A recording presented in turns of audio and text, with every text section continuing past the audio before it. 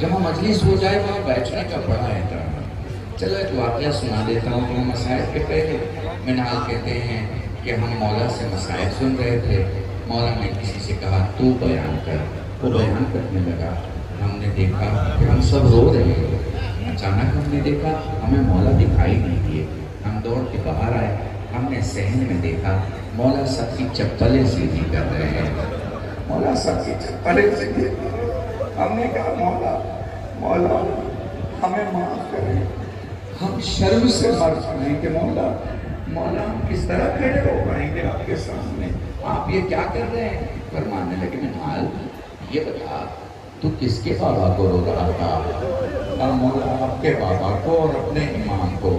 تو کہا تو میرے بابا کا عزادار ہے نا، تو پھر میری ذمہ داری ہے میں دنیا والوں کو بتاؤں کہ تیرا معیار کیا ہے، تیری بلندی کیا ہے۔ میں نے اسی لیے آپ سب کو بٹھا دیا، بیٹھ جاؤ، وہ جو میرے سامنے کھڑے ہیں اگر وہ مومنین میں سے ہیں بیٹھ جائیں، اگر دیکھنے آئیں کوئی پروگرام تو کوئی مسئلہ نہیں ہے، ضرور کھڑے رہیں، کوئی مسئلہ نہیں ہے، یہاں سب کو اجازت ہے، جو جیسے چاہے رہ سکتا ہے، تمہیں پتا ہے تم بیٹھ کے کھڑے ہو جاؤ گے، کھڑے ہو کے بیٹھ جاؤ گے، مگر وہ جو 4 سال کی سکینہ تھی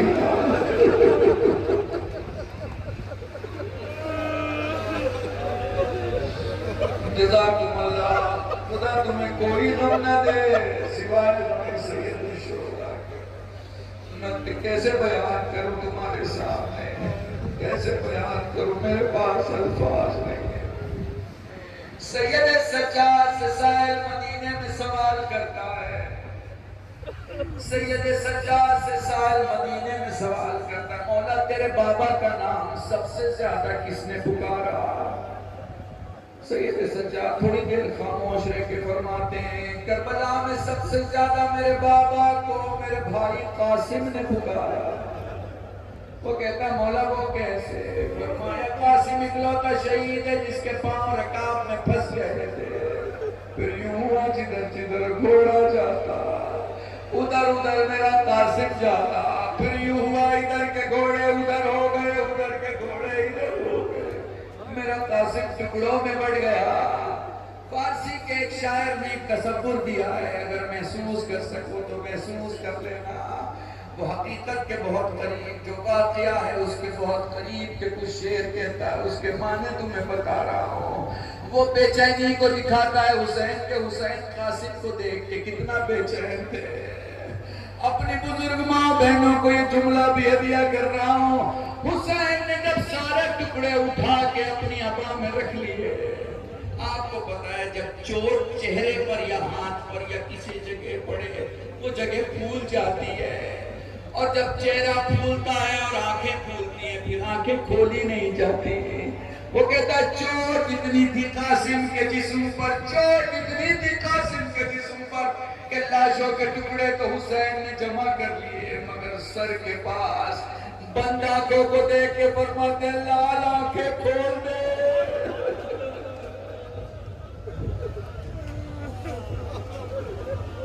جزاکم اللہ، ایسے رویا کرو کہ تمہاری رونے کی آواز سن کے دور جاتے ہوئے مسافر کو یہ یقین ہو جائے کہ تمہارا کوئی مر گیا۔ جزاکم اللہ۔ سید سجاد سے کسی نے سوال کیا تھا مولا کیسے روئے ہیں؟ فرمایا آنسو کا وہ قطرہ جو آنکھوں میں رہ جائے مومن کا، آنکھوں سے باہر آئے صالحین کا، جو داڑھی کے بال تک آئے انبیاء کا، جو سینے تک آئے ہم اماموں کا۔ اے مولا جس میں آواز بلند ہو جائے، فرمایا میری دادی فاطمہ زہرا، اس لیے جب بھی رویا کرو آواز بلند رویا کرو، یہ نہ دیکھا کرو تمہیں کون دیکھ رہا ہے، بس یہ یقین رکھا کرو نبی کی بیٹی رومال لے کے کھڑی ہے۔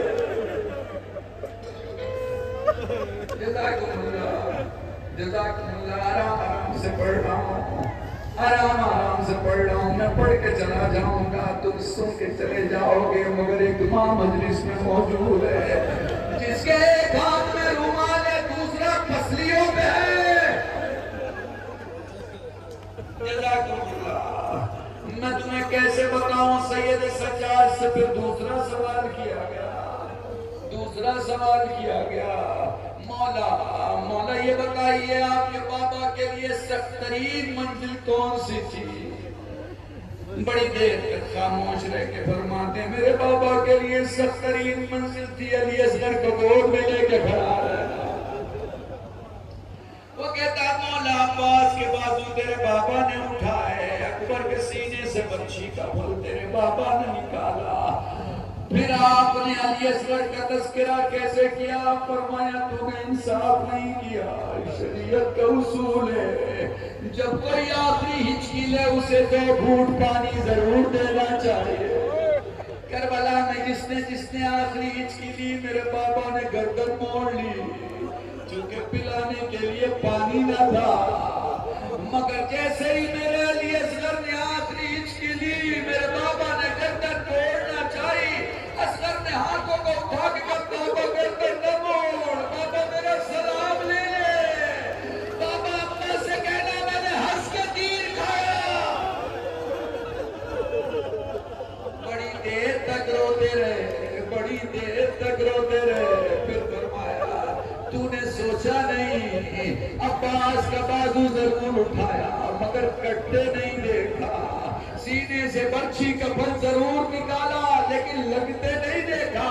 قاسم کے لاشوں کے ٹکڑے ضرور اٹھائے مگر ٹکڑے ہوتے نہیں دیکھے، علی اصغر اکلوتا شہید ہے تیر چلتے بھی دیکھا لگتے بھی دیکھا، من العزم الی العزم، تیر کا ایک حصہ کان کے اس حصے سے اس حصے میں، دوسرا حصہ گردن کے اس حصے سے اس حصے میں، تیسرا حصہ پسلیوں کے اس حصے سے اس حصے میں، جیسے ہی تیر اٹھایا علی اصغر 60 کے 60 بلند ہوئے۔ جزاکم اللہ۔ بس آخری جملہ مصائب کے گریہ ہو چکا، آخری جملہ مصائب کے اور مجلس تمام ہے۔ میں تمہیں کیسے بتاؤں حسین نے کیسے گزارا کربلا میں سارا وقت، حسین نے کیسے سنبھالا، گھوڑے پہ سوار ہوئے، ہم میدان میں آئے، چاروں طرف سے تیر و تبر کی بارش ہوئی، 82 بار حسین نے اٹھنے کی کوشش کی مگر حسین نہیں اٹھ سکے۔ اب میں جو تمہیں سنانے جا رہا ہوں تمہارا سینہ پھٹ جائے گا، تمہیں یقیناً اپنے ایمان کو پرزہ دیتے وقت اس بات کا احساس ہوگا تم نے تو صرف روایت سنی ہے، اکبر کو گھوڑے سے گرتے نہیں دیکھا۔ جزاکم اللہ۔ حسین دنیا سے چلے گئے، میرے جو سنی بھائی بیٹھے ہیں جو ہندو بیٹھے ہیں انہیں ہدیہ کر رہا ہوں، شمر سے یزید نے شام میں سوال کیا تو نے حسین کو کیسے مارا، تو نے حسین کو کیسے مارا؟ وہ کہتا میں نے حسین کو 12 یا 17 ضربوں میں مارا۔ وہ کہتا کہ تیری تلوار تیز نہ تھی، کہتا ہے تلوار تو تیز تھی مگر تجھ سے انعام لینے کے لیے راستے کے پتھروں پہ تلوار مار مار کے میں نے دھار کو کند کیا، میں نے حسین کو ذبح نہیں کیا، میں نے حسین کو نہر کیا۔ ذبح میں چھری سامنے گردن پہ چلائی جاتی ہے، نہر میں تلوار گردن پہ ماری جاتی ہے۔ وہ پوچھتا پتا حسین کیا کہہ رہا تھا؟ کہا بہت صابر تھا حسین، جب میں نے پہلی بار تلوار مارا وہ کہہ رہا تھا بسم اللہ و باللہ، جب میں نے دوسری بار تلوار ماری وہ کہہ رہا تھا سبحان اللہ، جب میں نے تیسری بار تلوار ماری وہ کہہ رہا تھا ماشاء اللہ، جب میں نے چوتھی بار تلوار ماری وہ کہہ رہا تھا الحمدللہ، 12 ضربوں تک حسین ہم نے الہی کا کرا، جب میں نے 13ویں ضرب ماری وہ کہہ رہا تھا نانا سلام، جب میں نے 14ویں ضرب ماری وہ کہہ رہا تھا اماں سلام، جب میں نے 15ویں ضرب ماری وہ کہہ رہا تھا بابا سلام، جب میں نے 16ویں ضرب ماری وہ کہہ رہا تھا بھیا حسن سلام، میں 17ویں ضرب مارنے کو تیار تھا، حسین کی گردن کٹنے کو آمادہ تھی، حسین پوری طاقت سے اپنی گردن اٹھانے کی کوشش کر رہے تھے، میں نے دیکھا حسین سے گردن